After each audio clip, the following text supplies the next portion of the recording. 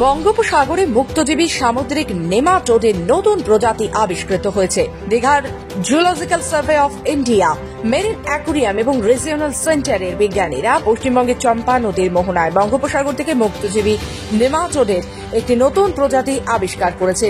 27 মে 2025 Thalassas and international journal of marine সায়েন্সে অনলাইনে প্রকাশিত এই গুরুত্বপূর্ণ আবিষ্কারটি তুলে ধরে যে সাম্প্রতিক ম্যানোগ্রোভ জলাভূমি দ্বারা বেষ্টিত এলাকাটি সমৃদ্ধ জীববৈচিত্র্য, পুষ্টিকর সমৃদ্ধ আবাসস্থল দ্বারা চিহ্নিত, যা বেন্থিক সম্প্রদায় এবং উৎপাদনশীলতাকে উৎসাহিত করবে।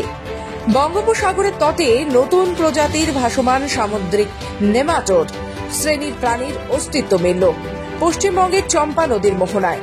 প্যারাসোফাইরোলাইমাস বেঙ্গালেন্সিস SP9 নামের মুক্ত প্রজাতির এই জীবটি আবিষ্কার করেছেন সমুদ্র বিজ্ঞানীরা। সমুদ্র বিজ্ঞানের আন্তর্জাতিক জার্নাল থ্যালাসাসে ইতিমধ্যে নিয়ে প্রতিবেদন প্রকাশিত হয়েছে। জুলজিক্যাল সার্ভে অফ ইন্ডিয়া, সামুদ্রিক অ্যাকুরিয়াম অ্যান্ড রিজিওনাল সেন্টার এবং দীঘার বিজ্ঞানীদের নিরলস প্রচেষ্টায় এই মুক্ত নেমাটোড প্রজাতির প্রাণীটির অস্তিত্ব মিলেছে। সমুদ্র বিজ্ঞানী S. বালাকৃষ্ণন এই দলের নেতৃত্বে ছিলেন। বালাকৃষ্ণন বলেন, গবেষকেরা 2024 সালে 14 আগস্ট বঙ্গোপসাগরের সঙ্গে চম্পা নদীর মিলনস্থলে 10 সেন্টিমিটার গভীর থেকে সংগৃহীত পলির নমুনা পরীক্ষা করে এই নেমাটোড প্রজাতির প্রাণীটিকে উদ্ধার করেছে।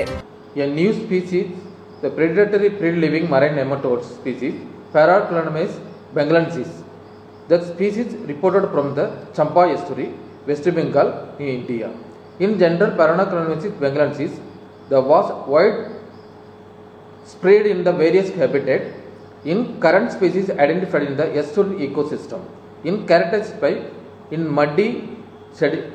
muddy area and promote the most predatory nematodes, including the Paraclonimus bengalensis new species, the first documentation from the Indian water of predatory free-living marine nematode species from the Indian waters. Recent survey করতে গিয়ে আমরা দীঘার চম্পা নদীর মোহনা থেকে এক ধরনের nematode নতুন প্রজাতি পেয়েছি, যেটা জেনাস হচ্ছে প্যারাসফেরোলাইমাস।